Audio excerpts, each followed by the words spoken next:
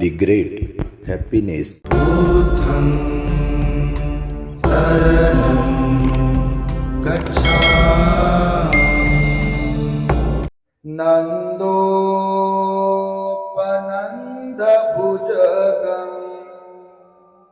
विबुधां महीद्धि पूतेन थेरभुजगेन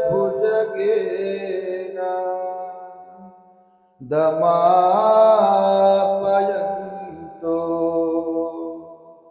ये धूपदेशविधिना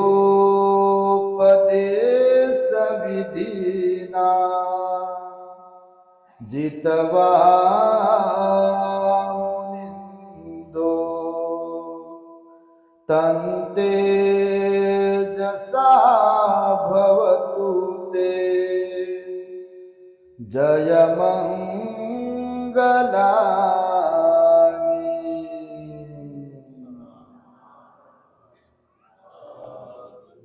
संपूर्ण विश्वाला ज्यांनी सुख शांती मानवता तथा दुःख मुक्तीचा आर्य संदेश दिला, असे ते दुःख मुक्तीचे मार्गदाता दुःख मुक्त महामानव महान कारुणिक तथागत भगवान सम्यक संबुद्ध तथागतांनी आपल्या शुद्ध प्रज्ञेतून निर्मिलेला सद्धम्म आणि त्याच सद्धम्माचा गेली 2500 वर्षांपासून सातत्याने अहोरात्र प्रचार आणि प्रसार करणारा पूजनीय भिक्खू संघ या महान आणि सर्वश्रेष्ठ अशा त्रिरत्नांना प्रथमतः त्रिवार अभिवादन करून बोधिसत्व डॉक्टर बाबासाहेब आंबेडकरांच्या पावन भूमीमध्ये रत्नागिरी जिल्ह्यातील दापोली तालुक्यातील पालगड बौद्धवाडी या ठिकाणी असलेल्या आपल्या लुंबिनी बुद्ध विहारामध्ये पालगड बौद्धजन मंडळ मुंबई ग्रामीण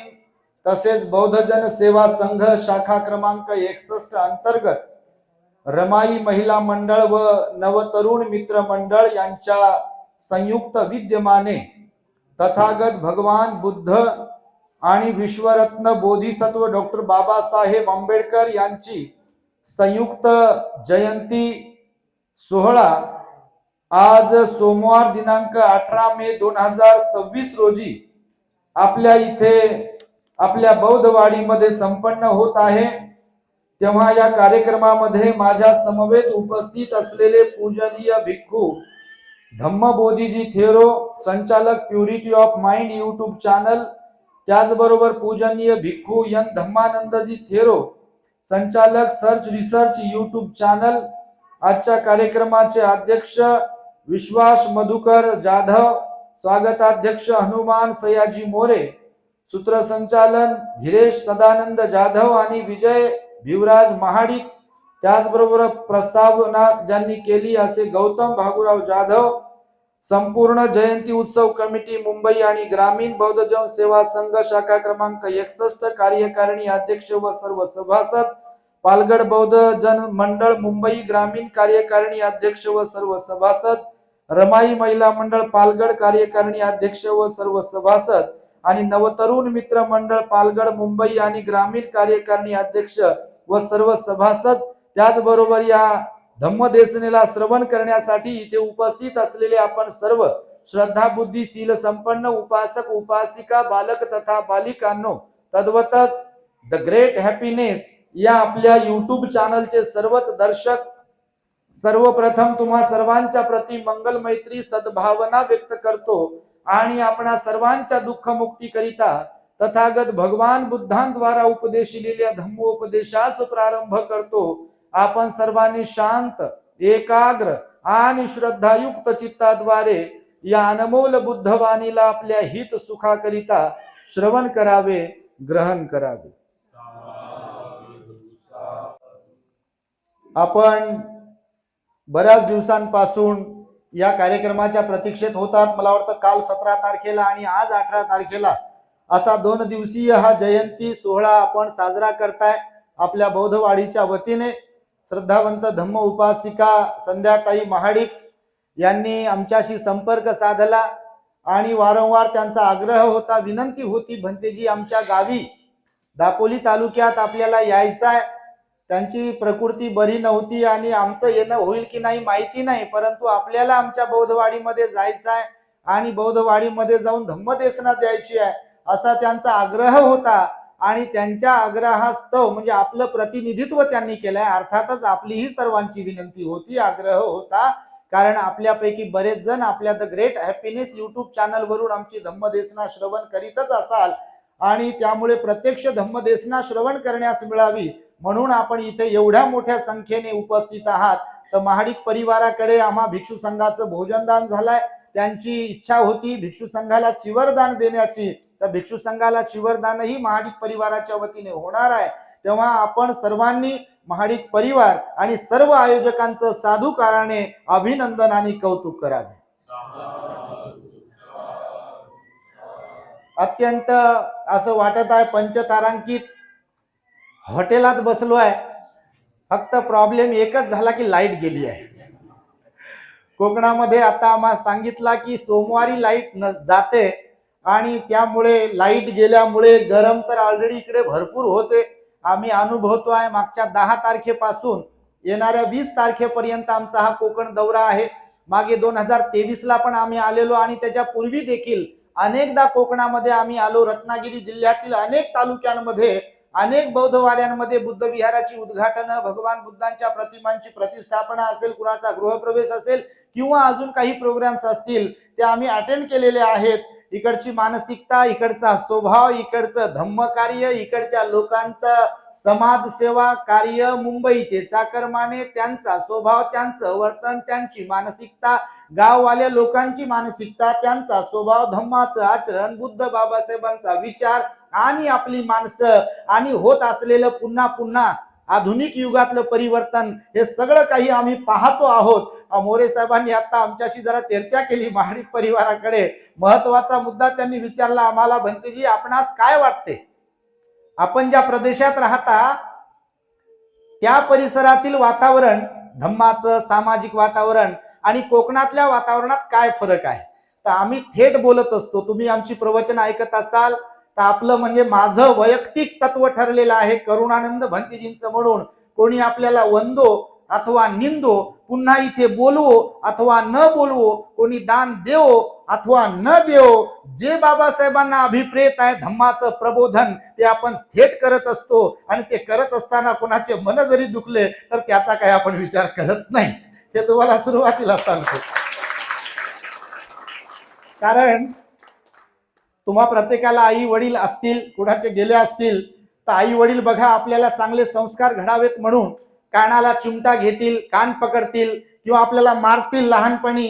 तर जे आई वडील आपले मुलं चांगली घडावीत, चांगले संस्कारित व्हावीत म्हणून लहानपणापासून मुलांना मारून म्हणा किंवा असं बोलून म्हणा त्यांना संस्कार देत असतील तर ती मुलं चांगली निघू शकतात. बघा, अपेक्षा बाळगू शकतो. आणि त्यामुळे शाळेमध्ये सुद्धा जे टीचर असतात, शिक्षक असतात, आता त्या काळामध्ये बघा, तुमच्या काळामध्ये विद्यार्थ्यांना मारझोड करत होते म्हणून विद्यार्थी पण चांगलं शिकत होते. आता सगळा कार्यक्रमच एकूणच देशाचा बिघडलेला आहे. शाळेतच काय म्हणता तुम्ही, एकूण देशाचाच कार्यक्रम बिघडलेला आहे. आणि तो का बिघडलाय त्या विषयात मी काही जाणार नाही, परंतु आता काही विद्यार्थ्यांना मारता येत नाही. आणि जर मारलं तर मग पूर्ण त्या शिक्षकाची काही खैर नाही आणि त्या शाळेची काही खैर नाही. आणि म्हणून की काय बघा, त्या काळामध्ये म्हणजे आम्ही लहान होतो तेव्हा, आम्ही काही म्हातारे झालो नाही, परंतु त्या काळातली गोष्ट सांगतो तुम्हाला, तुम्हालाही आठवत असेल. शाळा पण कडक होत्या, शिस्त होती, शिक्षकही कडक होते आणि शिक्षणाचा दर्जाही चांगला होता, नाही का? आता सगळं काही बिघडत चाललंय वातावरण. शिक्षण आहे, क्वालिटी आहे मुलांमध्ये, विद्यार्थ्यांमध्ये, परंतु संस्काराचा भाग जो असतो, शिस्त, प्रेम, आदर, आपुलकी किंवा निर्व्यसनीपणा वगैरे, तो मात्र आता ढासळत चाललेला आहे. व्यसनाधीनता प्रचंड वाढलेली आहे. आणि म्हणून मोरेंनी जेव्हा मला प्रश्न विचारले, सतपाळ होते तिथे, महाडिक परिवार होते, विजयराव सगळे होते, आमचे भोयर पण होते, ताई संध्याताई होत्या परिवारामध्ये.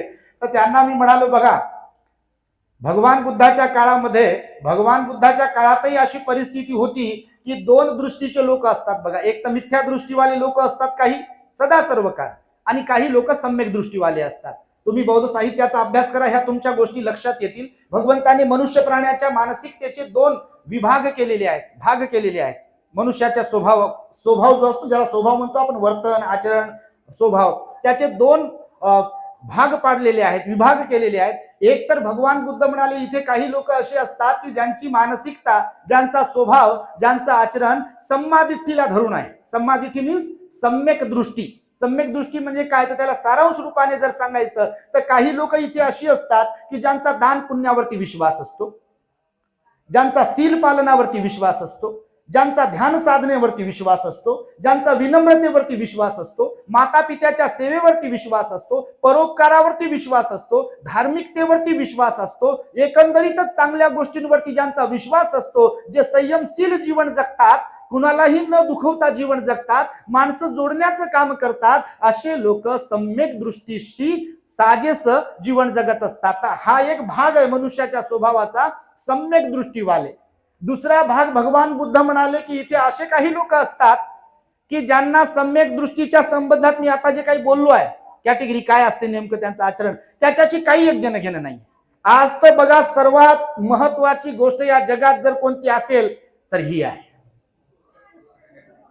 आता इथे बसल्यावर बघा, समजा तुम्ही नाही तसे, तुम्ही लय चांगले आहे, पण सांगतो इथे बसल्यावर बघा, आता भंतेजींनी पण तो विषय बोलले की सगळ्यांनाच धम्म देसना, धार्मिकता किंवा हे जे काही चाललंय ते आवडत नाही. बघा, संध्याकाळी कव्वाली लागू द्या, कोकण आणि कव्वाली, कव्वाली आणि कोकण हे गणित ठरलेलं आहे. मग सायंकाळचा जो माहोल असतो, सायंकाळचा जो मूड असतो तुमचा, तर घरात कोण नाही थांबणार. आजारी असलेले पण येऊन बसतील, बेडवरती पडलेले पण येऊन बसतील, म्हातारे पण येऊन बसतील, आणि तरुणांचा तर विषयच नाही, आणि ते पण पॉकेट फुल करून बसतील. कशासाठी, तर ते बिचारे गायक लोकांकडे पैसे दिले की ते म्हणते फलाण्या बिस्ताण्याकडून 500 रुपये आलेले आहेत, धम्मदान पार्टी, आभारी आहे, टाळ्या. मग असं वाटते देणाऱ्याला, वा वा वा, ते पुन्हा नोट काढते. मग तुमच्याकडे होते की नाही माहिती नाही, परंतु अभ्यासातून सांगतो होतेच म्हणते बघा, आमच्याकडे होते. तर सांगतो ही एक मानसिकता आहे की या चंगळवादामध्ये रमणारे सुद्धा लोक असतात की ज्यांचा दान पुण्यावर विश्वास नाहीये, सील पालनावरती विश्वास नाहीये, ध्यानावरती विश्वास नाही, विहारात येण्यावरती विश्वास नाही, धम्मदेशन ऐकण्यावरती विश्वास नाही. संध्याकाळी सभा आहे, कोणा अध्यक्ष, आमदार, खासदार, मंत्री, संत्री येणार आहे, तिथं मग बसतील, अरे बाप, आमच्याकडे हे आले का ते आले का. टीका नाही करत आपण, पण सांगतो तुम्हाला, ही गोष्ट जी आहे, ही गोष्ट आहे मिथ्या दृष्टीच्या आचरणामध्ये बसणारी. का, तर तिथे धम्माचा लवलेश नसतो. हिंसा, चोरी, व्याभिचार, निंदा करणे, खोटं बोलणे, ठकवणे, फसवणे, दारू, गांजा, बिडी, तंबाखू, मारामारी, शिवीगाळ, ईर्ष्या करणे, अहंकाराने वागणे, ऍटिट्यूडने वागणे, ह्या सगळ्या गोष्टी मग मिथ्या दृष्टीमध्ये मोडतात. बघा, आणि भगवंताला विचारलं, भगवान या जगामध्ये सम्यक दृष्टीवाले लोकांची संख्या जास्त आहे की मिथ्या दृष्टीवाल्या लोकांची संख्या जास्त आहे? काय उत्तर दिलं असेल आपल्या भगवंताने? बोला मायाशी, काय उत्तर दिलं असेल? मिथ्या दृष्टीवाल्या लोकांचीच संख्या अधिक असते म्हणाले भगवान. तो भूतकाळ असो, वर्तमान काळ असो, अथवा भविष्य काळ असो, इथे सर्वाधिक लोकसंख्या असते मिथ्या दृष्टीवाल्या लोकांची. मिथ्या दृष्टीवाले लोक म्हणजे कोणते? की दान नाही, शील नाही, सदाचार नाही, संयम नाही, ध्यान नाही, माता पित्याच्या सेवेचं फळ नाही, एकमेकांचा आदर नाही, कुणाचं काही गुरुजनांचा आदर नाही, चांगुलपणा नाही, चांगलं व्यवस्थित राहणं, वागणं, सुसंस्कारित होणं, याच्याशी काहीही संबंध नाही आहे. बघा, तर यांना मी बोलताना की बघा, काही गोष्टी कोकणाच्या एवढ्या चांगल्या आहेत, आम्ही अनेक वर्षांपासून येतो, तुम्हाला आता मी मगाशी सांगितलं, फार चांगलं. इथेच बघा, आपल्या खेड तालुक्यात आम्ही साखरोळीला मागच्या वेळेला 10 दिवस होतो, श्रामणेर शिबिर होतं. बघा, हे साखरोळी माहिती आहे तुम्हाला? इथे त्या धामणीच्या तिकडे पलीकडे, हे धामणीला पण आपले बाबासाहेब येऊन गेले. बघा, माहिती आहे तुम्हाला? धामणीच गाव ना ते. धामणीला आम्ही गेलेलो श्रामणेर शिबिराच्या दरम्यान. भरपूर त्या साखरोळीतल्या मुलांनी श्रामणेर दीक्षा घेतली होती, त्यांना आम्ही दीक्षा दिली आणि 10 दिवस त्यांना ट्रेनिंग दिलं. बघा, 10 दिवस सलग कार्यक्रम चालला. त्या साखरोळीमध्ये. त्या दरम्यान धामणीला पण गेलो, बाबासाहेब आले होते धामणीला. एक दगड आहे मोठाच्या मोठा, त्या दगडावर बसून बाबासाहेबांनी भाषण दिलं होतं, सभा घेतली होती. तर तिथे आम्ही जाऊन आलो. तुम्ही हे दापोली तालुका सुद्धा वनन जवळच आहे दापोली पासून. मला वाटतं खेड तालुका आहे तेवढाच, मंडणगड तेवढंच आणि दापोली तेवढं. तुम्ही सेंटरमध्ये आहात तीनही तालुक्यांच्या. हे विशेष बघा. आणि महाड पण जवळच आहे, महाड हे काही लांब नाही आहे. कारण हा जो परिसर आहे बाबासाहेबांचं मूळ गाव, माता रमाईचं मूळ गाव तुमच्यापासून जवळच आहे. आणि त्यामुळे काही गोष्टी जेव्हा मी आता सुरुवातीला म्हणालो तुम्हाला, मी थेट बोलतो, काही गोष्टी जर आपण पाहिल्या कोकणातल्या, तौलनिक जर अभ्यास केला, आता आम्ही औरंगाबादकडे राहतो, विदर्भ मराठवाडा ह्या प्रदेशामध्ये आम्ही अधिक फिरतो. आणि जेव्हा मग तुलना करतो ह्यांनी विचारल्यानुसार, तर कोकणामध्ये प्लस पॉइंट्स कोणते आहेत किंवा चांगल्या गोष्टी कोणत्या आहेत हे जर मला कोणी विचारेल, तर कोकणामध्ये सर्वात महत्वाची गोष्ट कोणती असेल, आता ह्या 2-4 संघटना आहेत. भारतीय बौद्ध महासभा, बहुजन पंचायत समिती आहे, हे दुसरं कोणतं तुमचं बौद्ध जन सेवा संघ आहे, ते हितवर्धन समिती पण आहे. आणि मला वाटतं अजून काहीतरी असतील. तर ह्या 2-4 संघटना आहेत, गाव लेवलला पण आहेत आणि मुंबई पण आहेत, संयुक्त काम करतात. विशेषतः अशी आहे तुमची की भगवंताच्या काळामध्ये जसं शाक्य संघटना होती, बोधिसत्व सिद्धार्थ गौतमाच्या काळात जशी शाक्य संघटना होती, आणि शाक्य तरुणाला प्रत्येकाला त्या शाक्य संघटनेचा सभासद व्हावं लागत होतं, तसं तुमच्याकडे सुद्धा या सगळ्या संघटनांचं सभासद व्हावं लागतं. ही पद्धत जी काय आहे ही इतर कुठेच नाही, फक्त कोकणातच आहे बघा या संघटना जोडण्याचं काम. याच्याबद्दल मला अभिमान वाटतो, ह्यांना मी बोलून दाखवलं. दुसरी गोष्ट कोणती मला जर विचाराल तुम्ही, कोकणामध्ये काय प्लस पॉइंट आहे आपल्या लोकांच्या दृष्टिकोनातून, तर दुसरी गोष्ट अशी आहे, आम्ही फिरतोय अनेक वर्षांपासून कोकणामध्ये. आम्ही महाराष्ट्रच काय, महाराष्ट्राच्या बाहेरही फिरतो. तुम्ही आपल्या चॅनलवरून पहा. कोकणामध्ये घेण्यासारखी दुसरी एक गोष्ट अशी आहे की वाडी कमी घराची का असेना, वाडी कमी घराची का असेना बौद्ध वाडी, परंतु त्या प्रत्येक वाडीत अपवाद वगळता बुद्ध विहार आहे म्हणजे आहे, ही एक विशेषता आपल्या कोकणाची आहे. तिसरी गोष्ट तुम्ही मला विचाराल कोणती तिसरी गोष्ट तुम्ही मला विचाराल कुठली चांगली आहे, तर चांगल्याच गोष्टी आहेत. तिसरी गोष्ट अशी आहे की गावातून मुंबईला गेलेली जेवढी चाकरमानी आहेत, तुम्ही लोक इथे पण 99.99% लोक तुम्ही मुंबईला किंवा बाहेर राहतात, हे बेंगलोरवाले आहेत. तर मुंबईकर जी आहेत गावातून गेलेली, ती लोक उन्हाळ्यामध्ये मुलाबाळासह ज्या गावातून आपण बाहेर आलोय, मुंबईला वगैरे गेलेलो आहे, तर त्या गावी पण आपण गेलो पाहिजे. तिथे आपलं टोलेजंग घर असायलाच पाहिजे. आणि तिकडे गेल्यानंतर मग जयंतीचे वगैरे प्रोग्राम आपल्या विहारात साजरे केले पाहिजे, याची सुद्धा तुम्हाला जाणीव असते. सर्वच्या सर्व लोक तुम्ही आपल्या गावात येता आणि हे धार्मिक कार्यक्रम करता, ही तुमची कोकणाच्या लोकांची विशेषता आहे. अशा भरपूर विशेषता आहेत, त्या सांगत बसत नाही. पण जसं काही सुज्ञ काम करणाऱ्या आपल्या लोकांकडून आम्हाला हेही समजते की हल्ली व्यसनाधीनतेचं प्रमाणही प्रचंड वाढत चाललेलं आहे बघा. हे मात्र मायनस पॉइंट आहे आपला. ह्याच्यावरती ह्या सगळ्या ज्या संघटना मी म्हणतो आहे त्यांनी काम करण्याची अत्यंत गरज आहे. कारण बघा आपले भगवान आहेत ना, आता मी गाथा म्हणालो बघा, गाथा जयमंगल अठ्ठगाथेतील पहिलीच गाथा आहे बघा, नंदोपनंद भुजगं विबुधं महती पुत्तेन थेर भुजगेन, ही जी गाथा आपल्या जयमंगल अठ्ठगाथेतली आहे. भगवंताच्या जीवनामध्ये 8 अशा घटना घडलेल्या आहेत, तुम्ही जर अभ्यास कराल तर तुमच्या लक्षात येतील. ज्या जयमंगल अठ्ठगाथेमध्ये 8 विशेष घटनांचा उल्लेख केलेला आहे बघा. 8 भगवंताच्या काळात विशेषत्वाने घडलेल्या घटना. अशा कितीतरी घटना घडल्या, पण विशेष अविस्मरणीय आणि ज्या कधी कोणाबरोबर घडू शकत नाहीत, आणि घडल्या तरी त्याच्यावरती ते मात करू शकत नाहीत, पण भगवान सम्यक संबुद्धांनी त्याच्यावरती मात केलेली आहे. अशा ज्या 8 घटना घडल्या, त्यापैकी एक पहिली घटना घडलेली आहे बघा. नंदोपनंद नावाचा एक नागराज भगवान एक दिवस आपल्या भिक्षू संघासह, ज्यामध्ये आपले महामोगलान भंतेजी होते, सारीपुत्त भंतेजी होते, भिक्षाटनासाठी भगवान गावामध्ये निघाले. आणि निघाल्यानंतर तो नंदोपनंद नागराज जो आहे तो रुद्धिबल प्राप्त होता बघा, परंतु तो मिथ्या दृष्टीवाला होता. आणि मिथ्या दृष्टीवाले लोक ऍटिट्यूड वाले असतात बघा. अहंकार ऍटिट्यूड समजते ना, वा समजला पाहिजे काय असतो ते नेमकं. नाही तर भगवान म्हणाले काही लोकांमध्ये अवगुण असतात पण ते ऍक्सेप्ट करत नाहीत की माझ्यात अवगुण आहे. कारण त्याचं असं आहे की व्यवहारामध्ये आमच्याकडे एक म्हण आहे, दुसऱ्याच्या डोळ्यातील कुसळ दिसते पण आपल्या डोळ्यातील म्हणजे इकडे पण आहे, दिसत नाही मुसळ. बघा, दुसऱ्याच्या डोळ्यातील कुसळ असेल, अरे तुझ्या डोळ्यात कुसळ आहे म्हणते, ते बरोबर दिसते. छोटा आहे कुसळ, एकदम कुसळ म्हणजे काय तर ते भाताचं आपलं ते कचरा, बरोबर आहे. आणि मुसळ तर मोठा असते. मुसळ आपल्या डोळ्यात आहे पण ते दिसत नाही, म्हणजे आपले अवगुण दिसत नाही, दुसऱ्याचे अवगुण मात्र छोटे जरी असतील, कमी जरी असतील तर ते सहज दिसतात बघा. आणि त्यामुळे तो जो नंदोपनंद होता तो अहंकारी होता बघा असं.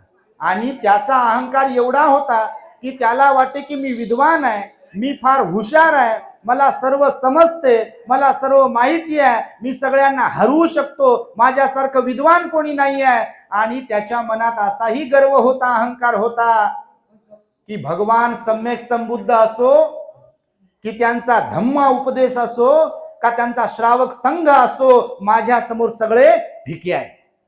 आज आम्ही समाजामध्ये फिरतो बघा, कुणाला वैयक्तिक नाव नाही ठेवत आम्ही किंवा कुणाची निंदा करत नाही, पण असे अनेक लोक सुद्धा आज आम्हाला पाहायला मिळतात बघा.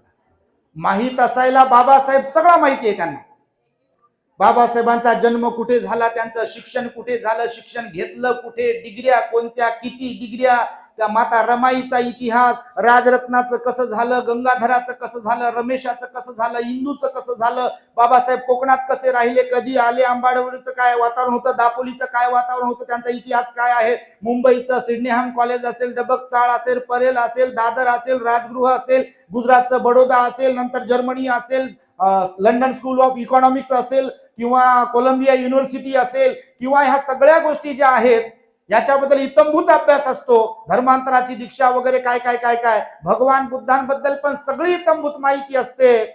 परंतु माहिती आहे तर त्या ज्ञानाचा पण अहंकार वाढवते बघा काही काही लोक.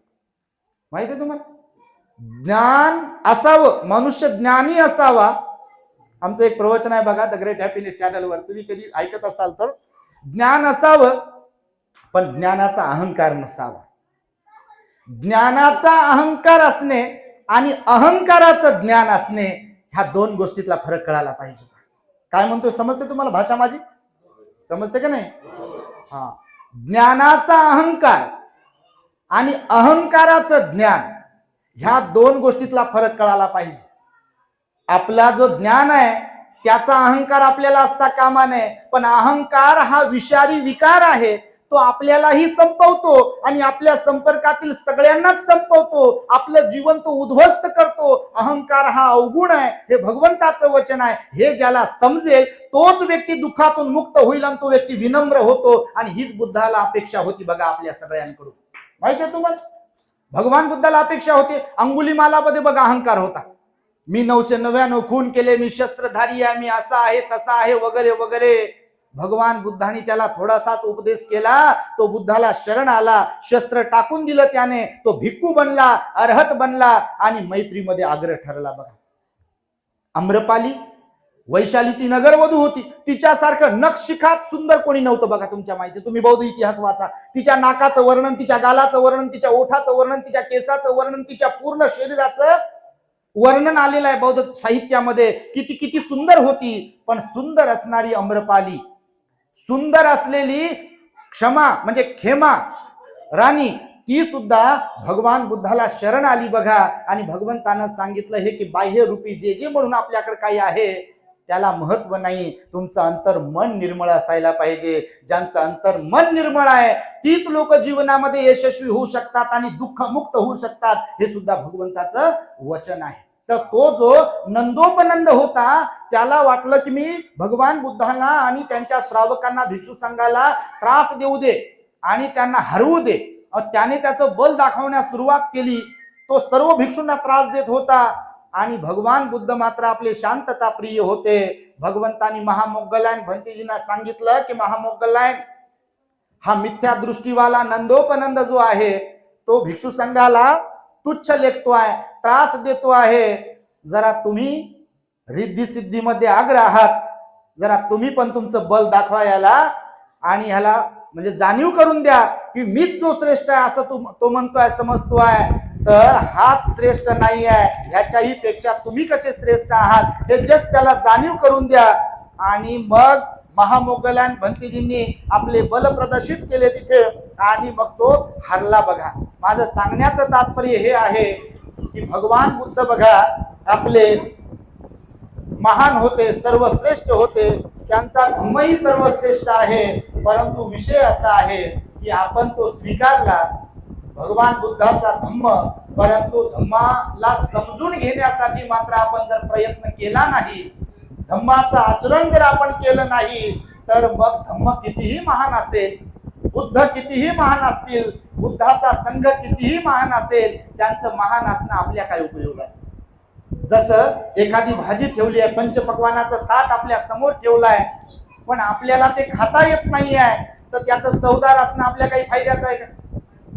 हा, समजा तुम्हाला डायबिटीज झालाय, समजा आज घराघरात पेशंट आहेत ना, डायबिटीज वाले, शुगर वाले, समजा त्यांच्या समोर मिठाई ठेवली आहे आणि मिठाई त्यांच्याच दुकानातली आहे समजा, किंवा त्यांना साखर खूप आवडते आहे आणि त्यांच्याच साखर कारखान्यातली साखर आहे त्यांच्या समोर ठेवली आहे आणि आता तुम्ही उद्घाटन करायचे खाऊन. आता त्यांना तर डायबिटीज झालेला आहे, शुगर झालेली आहे, ते खाईल का ते? आणि खाईल तर काय होईल? त्याची चक्कर येईल ना त्याला गोड खाल्यानंतर. तर हे सांगतो यासाठी की भगवान बुद्धांनी आपल्या सुद्धा हा जो धम्म आपल्याला जो सांगितलेला आहे, बाबासाहेबांनी महत् प्रयासाने आपल्याला तो दिला, परंतु केवळ त्याचा जयघोषच करू लागलो आपण. बुद्ध महान आहेत, बुद्ध महान आहेत, त्यांचा धम्म महान आहे, त्यांचा संघ महान आहे, तर त्याचा लाभ होईल का आपल्याला? लाभ केव्हा होईल?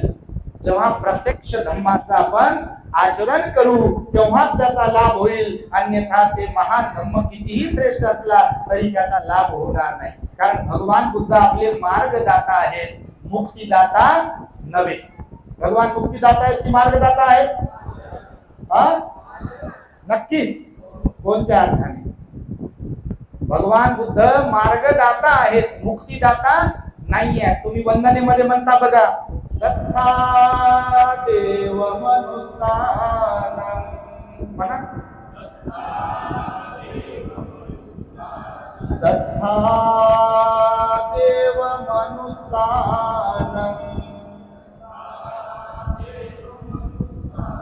सत्ता देव मनुसानं.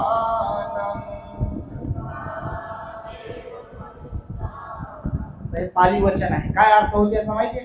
सत्ता हा पाली शब्द आहे. सत्ता मीन्स शास्ता. शास्ता म्हणजे गुरु, शास्ता म्हणजे मार्गदर्शक, शास्ता म्हणजे टीचर, गाईड असा त्याचा अर्थ होतो सत्ता. तर कोणाकोणाचे सत्ता सांगितलं? देव मनुष्यांचे. आता देव म्हटलं की आपली फ्रिक्वेन्सी तिकडेच जाते, ज्याच्यातून बाबासाहेबांनी आपल्याला बाहेर काढलं.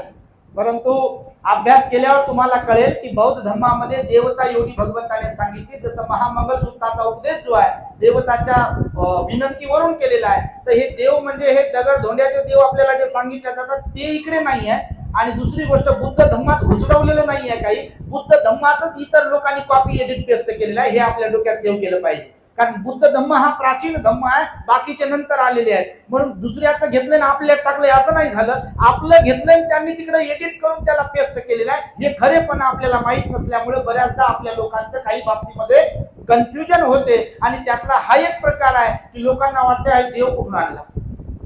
देव तिकडनं तो देव नाही घेतला, तर देवता योनी भगवंताने सांगितली आहे. तुम्ही अभ्यास केल्यावर तुम्हाला कळेल बौद्ध साहित्याचा, त्रिपिटकाचा आणि इव्हन बुद्ध आणि त्यांचा धम्मग्रंथाचा जेव्हा अभ्यास कराल तुम्हाला ब्रह्मसहपती हा शब्द तुम्हाला आढळेल. बघा, त्याच्याबद्दल कन्फ्युजन आहे लोकांमध्ये.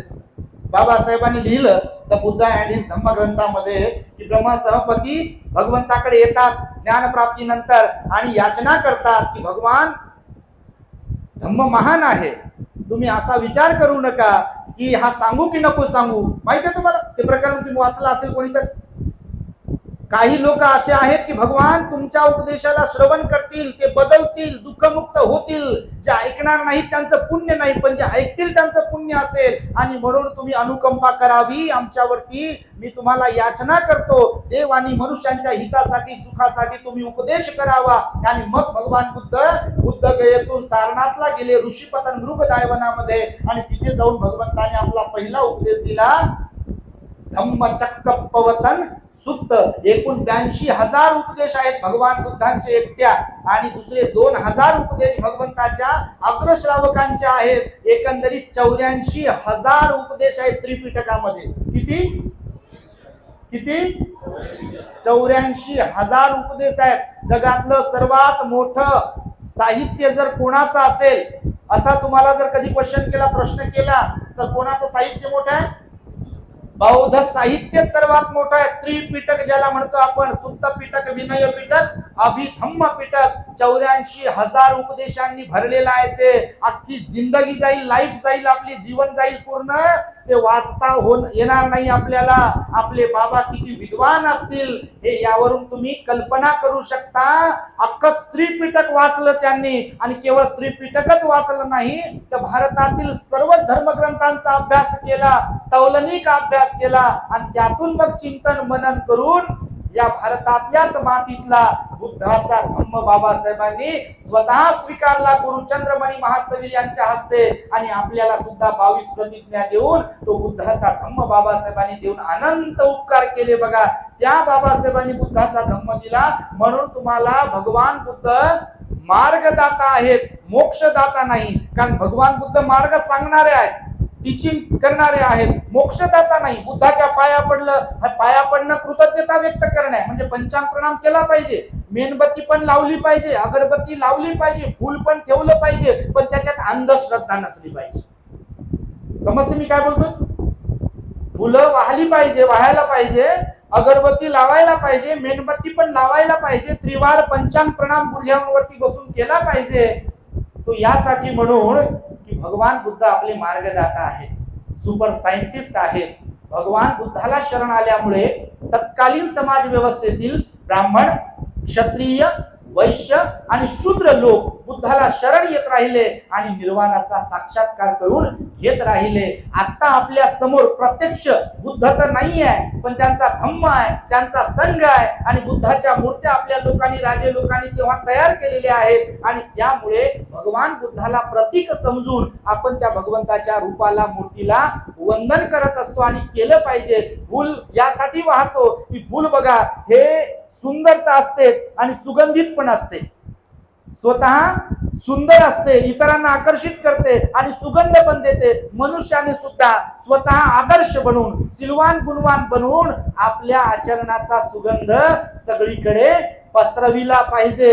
हे त्याचा अर्थ आहे. बघा, मेणबत्ती पण आपण लावतो, मेणबत्ती स्वतः जळते आणि इतरांना प्रकाश देते. त्या मेणबत्ती सारखं सुद्धा आपलं जीवन असावं. आपल्या जीवनामध्ये केवळ आपण स्वतःचाच विचार न करता जशी मेणबत्ती इतरांनाही प्रकाशित करते, तसं आपल्याही जीवनाचं असावं. आपण आपल्या संपर्कातल्या लोकांना धम्मरूपी प्रकाश देऊन प्रकाशित करू शकलो पाहिजे. यासाठी आपण मेणबत्तीने पूजा करतो. बघा, कॅन्डल प्रज्वलित करतो. दुसरी गोष्ट, अगरबत्ती लावतो. अगरबत्तीचं पण तेच लक्षण आहे. बघा, ती स्वतः जळते आणि इतरांना सुगंध प्रदान करते. बघा, आपलंही जीवन असंच असावं. आपण जरी दुःखी असेल तरी लोकांना वाटताना आपण दुःखच नाही वाटत बसलो पाहिजे.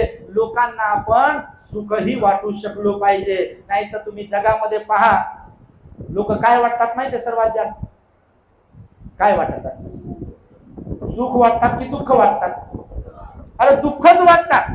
तुम्ही कोणाला विचारा, त्यांच्याशी चर्चा करताना कसं काय चाललंय, काय, प्रत्येक जण तुम्हाला म्हणेल बघा, सर्वाधिक लोक, नाही हो, वरण नाही, आमचा मुलगा बरोबर निघाला नाही, सून बरोबर निघाली नाही, सासू बरोबर निघाली नाही, घर नाही झालं, नोकरी नाही, पैसा नाही, हे नाही, ते नाही, नाही नाही नाहीच म्हणते. आणि सारांश रूपी मी फारच दुःखी आहे.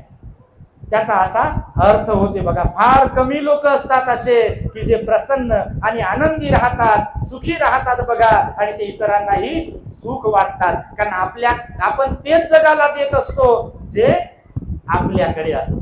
बघा, आपल्याकडे जे असते तेच जगाला देऊ शकतो आणि त्यामुळे आपल्याकडे आनंद असायला पाहिजे, सुख असायला पाहिजे, बुद्धाचा धम्म असायला पाहिजे आणि त्या अर्थाने भगवान बुद्ध आपले मार्गदाता आहेत, देव आणि मनुष्यांचे. भगवंताने उपदेश करण्याचे काम केले त्याही काळामध्ये ज्यांची श्रद्धा होती, ज्यांचं पुण्य होतं ते बुद्धाला शरण येऊ शकले आणि ज्यांचं पुण्य नव्हतं ते भगवान बुद्धाच्या काळातही बुद्धाला शरण नाही येऊ शकले. तुमच्या माहितीसाठी सांगतो, भगवान बुद्ध जिवंत असताना असे काही लोक होते की समजा आता या गावात विहार आहे, इथे बुद्ध राहत आहेत, पण इथे बुद्ध राहतात हे माहीत असताना देखील काही लोक बुद्धाकडे गेले नाही. तुम्ही बौद्ध साहित्य वाचा, तुमच्या गोष्ट लक्षात येईल. म्हणजे असंही नव्हतं की बुद्ध होते म्हणजे सगळेच लोक बुद्धाकडे येत होते. पुण्य असल्याशिवाय, श्रद्धा बल असल्याशिवाय, पूर्व पुण्य असल्याशिवाय कोणी बुद्धाला शरण जात नाही. तुमच्या माहितीसाठी सांगतो, कारण काही लोक इथे भाजीतल्या वर्णातल्या पळीसारखे, चमत सारखे असतात असं भगवंताने सांगितलं. माहिती तुम्हाला, धम्मपदातल्या एका गाथेत भगवान बुद्ध म्हणाले, काही लोकांच्या आसपास खूप चांगलं वातावरण असते, खूप चांगले लोक असतात की ज्यांच्याकडून खूप काही घेण्यासारखं आहे, पण त्या लोकांची क्वालिटीच अशी असते की त्यांच्याकडे पुण्य नसते. ते तिकडे जात नाही, तिथून काही घेत नाही. जसं देवदत्त घरातलाच होता, सोबत लहानाचा मोठा झाला, पण जीवनभर भगवंताला त्रास देण्याचा त्याने सदोदित प्रयत्न केला. हे चिंचाची घटना असेल, सुंदरीची घटना असेल, नालागिरी हत्तीची घटना असेल, राजगिरी पर्वतावरून तो दगड सोडण्याचा प्रयत्न असेल, तिथे राहत असताना अजातशत्रूला लावून देऊन माणसं मारायला सोडले असतील, हे कोणाच्या सांगण्यावरून झाले? देवदत्ताच्या. आणि देवदत्त बाहेरचा होता काय? घरातलाच होता ना, तो सख्या आत्याचा मुलगा होता बघा. तर भगवान बुद्धाच्या घरातला असून देखील तो भगवंताला बघा समजून घेऊ शकला नाही. जीवनभर ईर्ष्यावान राहिला बघा, ईर्ष्या बाळगत राहिला. मला महत्व दिलं नाही, मला मोठेपणा दिला नाही, संघाचं पद मला दिलं नाही. आता काही लोक याच्यात लय गुंतलेले असतात, बाबा तुमच्याकडे आहेत का नाही माहित नाही, पद त्या म्हणतात मला, खुर्ची, पद, मान, पान, हे पुष्प गुच्छ पत्रिकेत नाव असेल मग येतो म्हणते, मग मदत करतो. या सगळ्या कशात जर गिनती केली नाही तर विहार किती सुंदर असू दे, कार्यक्रम किती चांगला होऊ दे, याला विचारलं की नाक मुरडते बा.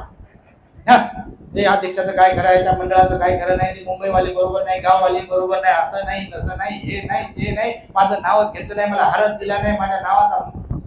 तुम्ही नाही तसे, तुम्ही लय चांगले, पण सांगतो इथे पाणी मुरते बघा. का लोक का म्हणजे बुद्धाचा धम्म महान असूनही हे असं का होते, तर आपले अवगुणच आपल्याला त्रास देतात बघा. भगवंताचं वचन आहे म्हणून देवदत्ताचं उदाहरण तुम्हाला सांगितलं आणि त्या अर्थाने भगवान आपले मार्गदाता आहेत, मोक्षदाता नाही आहे. एकदा भगवंताला प्रश्न केला एका व्यक्तीने की भगवान, तुमच्याकडे येणारे, तुमचा उपदेश ऐकणारे सर्वच लोक निर्वाणाला जातात का? शेवटचा पॉइंट तुम्हाला सांगतो, हे मार्गदाता मोक्षदाता काय भानगड आहे? भगवंताला काय विचारला प्रश्न? भगवान, तुम्ही सम्यक संबुद्ध आहात. नमो तस्स भगवतो अरहतो सम्मा संबुद्धस्स तुम्ही आहात. इतिपिसो भगवा अरहं सम्मा संबुद्धो विद्याचरण संपन्नो सुगतो लोकविदु अनुत्तरो पुरीस धम्मसारथी सत्ता देव मनुष्यानं बुद्धो भगवाती आहात. भगवान, आपण एवढ्या सद्गुणांनी युक्त आहात आपण, तर मला सांगा का जे कोणी लोक तुमच्याकडे येत असतील, जे सगळे लोक तुमच्याकडे येऊन उपदेश तुमचा ऐकत असतील, ते सगळेच्या सगळे लोक दुःखमुक्त होतात का? तुम्हाला प्रश्न विचारतो, काय वाटतं तुम्हाला? या प्रश्नाचं उत्तर काय द्याल? आता आम्ही तर काहीच नाही, आम्ही तर नथिंग आहोत, तुम्ही काही नाहीये, नथिंग आहात. भगवंताचं भगवान होते त्या काळात जन्माला आलेले भिक्खू, त्या काळात जन्माला आलेले उपासक उपासिका किती पुण्यवान असतील. आपण तर प्रत्यक्ष भगवंताला पाहत नाही आहोत, पण त्या काळात ज्यांना रोज भगवंतासोबत उठता येत असेल, बसता येत असेल, त्यांची वाणी ऐकता येत असेल, त्यांना दान देण्याची संधी मिळाली असेल, भोजन चिवर परिष्कार, त्यांना वंदन करण्याची संधी मिळाली असेल, किती पुण्यवान लोक असेल ते. तर मग भगवंतालाच प्रश्न विचारला की भगवान, ज्या लोकांना तुम्ही उपदेश देता असे असंख्य लोक आहेत, ते सगळेच्या सगळे लोक दुःखमुक्त होतात का? काय उत्तर आलं असेल भगवंताकडून? तर ज्याने प्रश्न विचारला की नाही, भगवंताची प्रेझेंटेशन स्किल पण फार म्हणजे त्याची कम्पेअर कोणासोबत करू शकत नाही. म्हणजे कौशल्य जे होतं ना भगवंताचं, वाक कौशल्य म्हणतात त्याला, बोलण्याची शैली, समोरच्याला समजून सांगण्याची, पटवून देण्याची शैली बघा, भगवंताची शैली विशेष होती. समोरच्याला चेक करायची अगोदर. डॉक्टर कसा चेक करते आपल्याला? डॉक्टरांकडे आपण पेशंट बनून गेल्यानंतर डॉक्टर म्हणते का, या इकडे झोपा, ह्या इंजेक्शन आणि ह्या गोळ्या आणि जा उठा, असं म्हणते का? काय करतो डॉक्टर? गेल्याबरोबर काय करतो? अगोदर तो विचारते काय होते तुम्हाला, विचारतो. विचारल्यानंतर डोळे पाहतो, जीभ पाहतो, जीभ दाखव म्हणते, टेलिस्कोप लावते, त्याच्या कानात घालते, आपल्या छातीला इकडं तिकडं मनगटावर पाहते आणि पुन्हा विचारते तुम्हाला काय होते. बरोबर आहे? चेक करते, विचारते काय होते. आणि त्याला जेव्हा समजते की बा हा आजार आहे, मग कोणत्या प्रकारचा आजार आहे, कोणत्या गोळ्या दिल्या पाहिजे, कोणतं सिरप दिलं पाहिजे, कोणतं इंजेक्शन दिलं पाहिजे, किती दिवसांचं त्याला तो डोस दिला पाहिजे, हे सगळं काही त्याच्या अभ्यासातून तो ठरवतो आणि त्यानुसार आपल्याला ट्रीटमेंट देतो. बरोबर की नाही? म्हणजे असा पेशंट आला, घे इंजेक्शन, घे गोळ्या, जा तिकडे आता बरा होशील, एकदाच गोळ्या घेऊन घे, पाणी पी, न पी, जेवण करून घे, नका नको घेऊ, असं बोलते काय? याचा अर्थ असा आहे की डॉक्टर जसं अगोदर पेशंटला चेक करते, भगवानही आपले तसेच होते. भगवान बुद्ध सुद्धा असेच होते, समोरच्याला स्कॅन करायचे अगोदर. बुद्धाला त्यासाठी सर्वज्ञ म्हटलेलं आहे. काय शब्द वापरला? सर्वज्ञ. सर्वज्ञ म्हणजे सर्व जाणकार, सर्व ओळखणारे. काय ओळखणारे? ज्याला स्कॅन करतायत त्याचं भूतकाळ, त्याचा वर्तमान काळ आणि त्याचा भविष्य काळ, म्हणजे मनाची अवस्था, मनोअवस्था, त्याला मनोविज्ञान म्हटलेलं आहे. मनोविज्ञान. आता आपल्यालाच माहित नसते बघा, आज कोण वार आहे? कोण वार आहे? सोमवार आहे. समजा आता यांना विचारलं, मागच्या सोमवारी या वेळेला आता जेवढे वाजले असतील त्यावेळेला तुम्ही काय करत होते? आठवते का मला सांगा. आता तुम्ही विचारात पडले बघा. सायकोलॉजी कशी आहे बघा माणसाची. विचारात पडले की नाही? तुम्हाला जर विचारला आज 18 तारीख आहे मेची, एप्रिलच्या 18 तारखेला आजच्या दिवशी तुम्ही काय भोजन केलं होतं, किती घास खाल्ले, आठवते का? स्मरण शक्तीचा प्रॉब्लेम आहे आपल्या प्रत्येकाच्या. भगवान तसे नसतात. भगवंताला हे तर भौतिक गोष्टी झाल्या, पण कर्माच्या बाबतीत ऍज इट इज, जशास तसं भगवान ओळखतात. की समजा यांच्याकडे प्राणी कोणताही असो, भगवंताने पाहिलं, एका सेकंदाच्या क्षणाच्या आत भगवान ओळखतात कोणत्या कर्मामुळे मनुष्य योनी प्राप्त झाली, किती वर्षाचं आयुष्य यांना आहे, कोणत्या कर्मामुळे मरणार आहे, मेल्यानंतर मरणोत्तर त्याचं काय आयुष्य असणार आहे, हे जशास तसं भगवान बुद्ध ओळखत होते. यांच्या कायेचं कर्म कोणतं, म्हणजे शरीराचं कर्म कोणतं, वाणीचं कर्म कोणतं आणि मनाचं कर्म कोणतं, हे भगवान बुद्ध आपले जशास तसं ओळखत होते. आणि या अर्थाने त्यांना सर्वज्ञ म्हटलेलं आहे. आणि म्हणून भगवान बुद्ध मग बघा सर्वज्ञ म्हणून ओळखले जायचे, म्हणून त्यांना मार्गदाता म्हटलेलं आहे या अर्थाने. आणि त्यामुळे बघा भगवान बुद्धाला जे मार्गदाता म्हटलं, तर म्हणून भगवान बुद्धाचे मार्गदाता असणं हे आपण समजून घेतलं पाहिजे आणि त्या अर्थाने आपण त्यांना ओळखलं पाहिजे. आणि म्हणून मार्गदाता आणि मोक्षदाता या दोन्हीतला फरक आपल्याला जेव्हा कळेल तेव्हा बुद्ध आपल्याला समजतील, अथवा बुद्ध आपल्याला कधीही समजणार नाहीत. कारण भगवान बुद्ध खरोखरच मार्गदाता होते, मोक्षदाता नाही. तर त्या व्यक्तीने जेव्हा विचारलं की सगळे लोक दुःखमुक्त होतात का, तेव्हा भगवंताने त्याला प्रतिप्रश्न विचारला की तू मला सांग, तू कुठून आलाय? तर त्याने सांगितलं, भगवान मी राजगिरीवरून आलेलो आहे, श्रावस्तीला. तर त्याने भगवंताने त्याला विचारलं की श्रावस्ती ते राजगिरी जो रस्ता आहे, मार्ग तुला माहिती आहे का? तो म्हणतो, हो भगवान मला माहिती आहे, कितीतरी वेळा मी, महिन्यातून कितीतरी वेळा मी ये जा करतो त्या रस्त्याने, मला फार चांगल्या प्रकारे माहिती आहे. माझ्या डोळ्यावर जर पट्टी बांधली कोणी आणि मला कोणी जर म्हणाला की तुम्हाला इथून राजगिरीला जायचं आहे, राजगिरीहून परत इकडे यायचं आहे, तर मी सहज येऊ जाऊ शकेल, एवढा रस्ता मला पाठ आहे. तर भगवंतानं स्माईल केली आणि भगवान त्याला म्हणतात की मला सांग, तुला एवढ्या चांगल्या प्रकारे तो रस्ता माहिती आहे, कुठे राईट घ्यायचा, कुठे उजवीकडे वळायचं, कुठे डावीकडे वळायचं, कुठे नदी लागते का, कुठे कोणतं झाड लागते, कुठे कोणती खूण लागते, वगैरे वगैरे, हे सगळं तुला इतंभूत माहिती आहे? म्हणतो हो भगवान. मग तुला त्या वाटेच्या संदर्भामध्ये, रस्त्याच्या संदर्भात विचारणारे पण लोक असतील? तो म्हणतो हो भगवान. म्हणजे समजा राजगिरीला कसं जायचं आहे, आता तुम्हाला जर विचारलं खेडला दापोलीला कसं जायचं आहे, तर ज्यांचे अनेकदा येणं जाणं झालंय, तुम्ही सहज सांगाल ना. रस्ता सांगायला फार इंटरेस्ट असतो वर लोकांना, आम्हाला फार त्याचा अनुभव आहे, कारण आमचं जीवन गाडीतच चाललंय बा.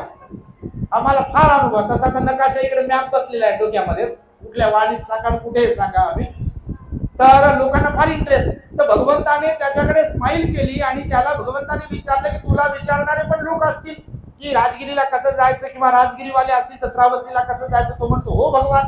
पण ज्याला कुणाला तू आतापर्यंत सांगत आलेला आहेस तुझ्या अनुभवानुसार की राजगिरीवरून श्रावस्तीला, श्रावस्तीहून राजगिरीला असं असं जातात, हा हा रस्ता आहे, वाटेत हे लागेल, ते सगळेच्या सगळे लोक तुझ्या सांगण्यानुसार तिथे पोहोचले असतील का? तर तो विद्वान होता, हुशार होता. तो म्हणतो भगवान, ह्याची मात्र मी गॅरंटी नाही देऊ शकत. हा मला माहिती आहे रस्ता, मी सांगण्याचं काम केलंय, पण त्यांनी मग मध्येच मी उजवीकडे जा म्हणालो असेल आणि ते डावीकडे वळले असतील, तर त्याला मी थोडी जिम्मेदार आहे. समजते मला काय म्हणायचंय? भगवान काय म्हणाले त्याला की तू ज्याला कुणाला सांगतो रस्ता, तुला तर फार चांगल्या प्रकारे माहिती आहे, तुझं अख्खं आयुष्य चाललंय त्या रस्त्यावरून, पण तुला ज्याने कोणी विचारलं की कसं जायचंय, तिथे पोहोचायचं आहे म्हणून, आणि तू तर त्याला सांगितलं असेल व्यवस्थितपणे, परंतु सगळेच लोक तू सांगितल्यानुसार पोहोचत असतील काय? तर त्यावर म्हणतो भगवान, ह्याची मी काही गॅरंटी घेऊ शकत नाही, शाश्वती घेऊ शकत नाही, कारण सर्वस्वी ते त्यांच्यावर अवलंबून आहे. सांगणं तर काम माझं आहे, मी तर योग्य प्रकारे सांगतोय, परंतु तसं जायचं की नाही जायचं, किंवा ऐकूनही भलतीकडेच जातील, तर ते सर्वस्वी त्यांच्यावर अवलंबून आहे. भगवान स्माइल करतात आणि त्याला म्हणतात की बघ, माझंही गणित असंच आहे.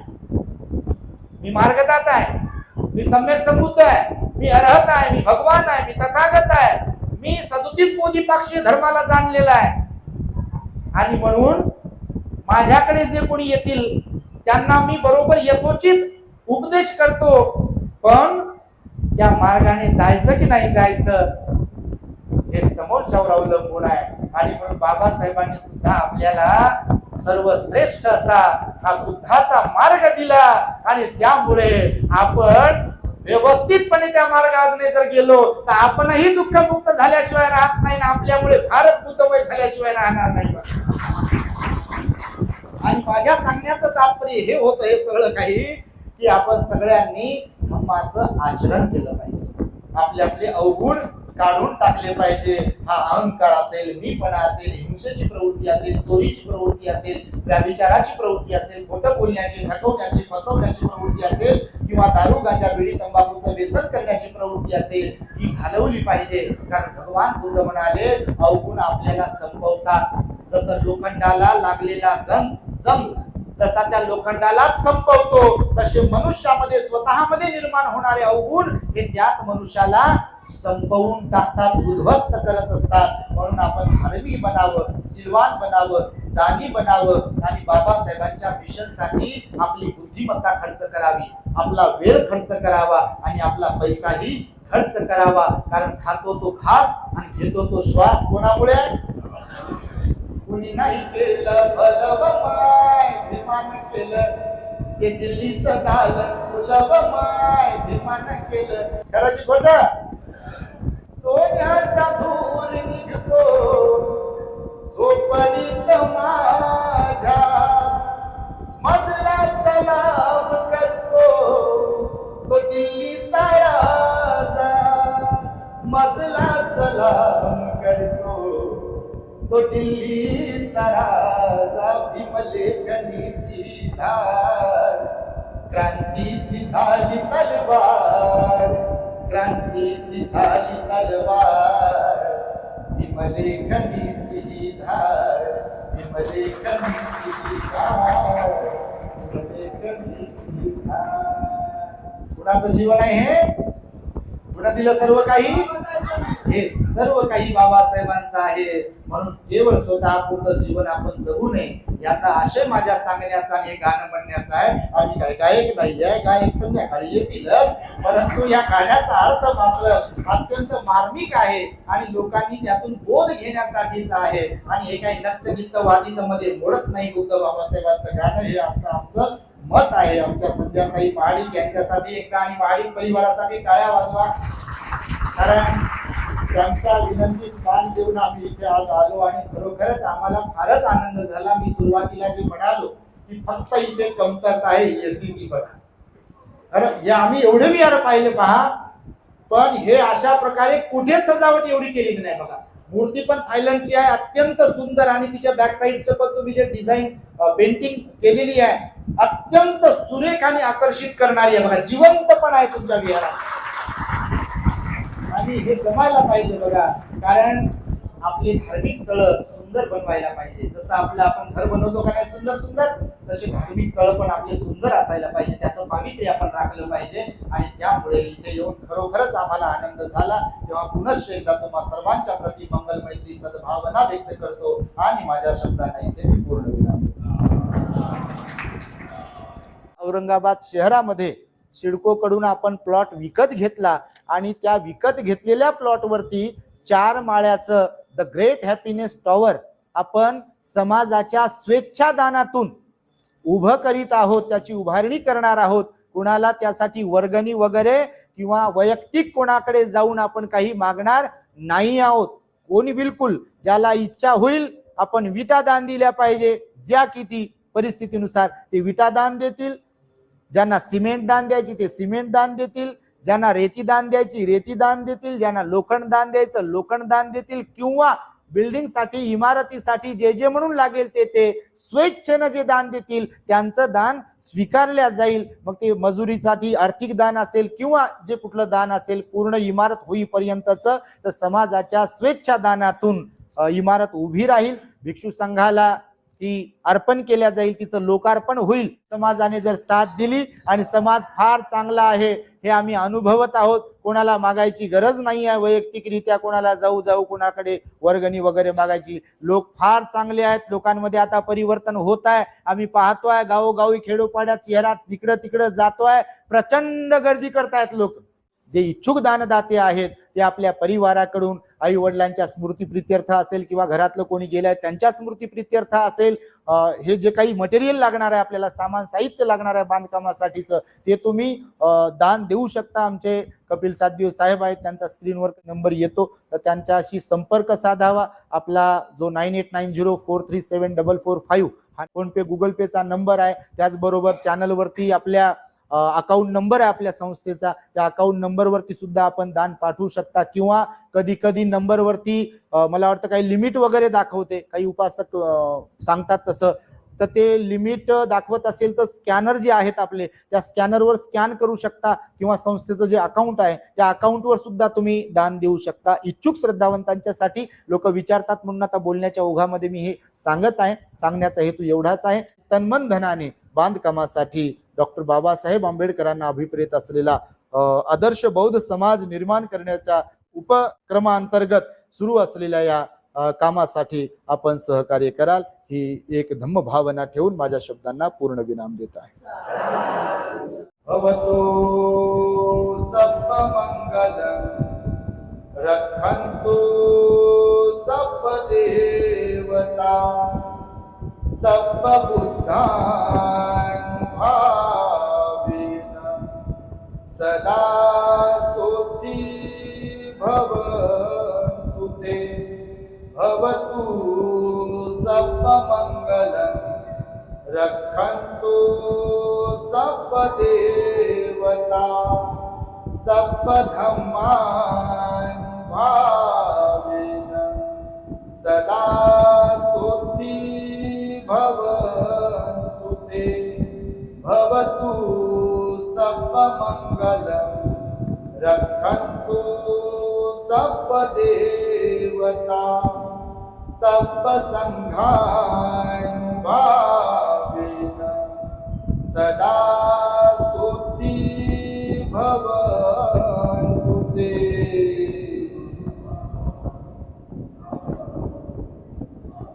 बुद्धं नमामि धम्मं नमामि संघं नमामि। जय भीम। The great happiness. बुद्धं शरणं गच्छामि।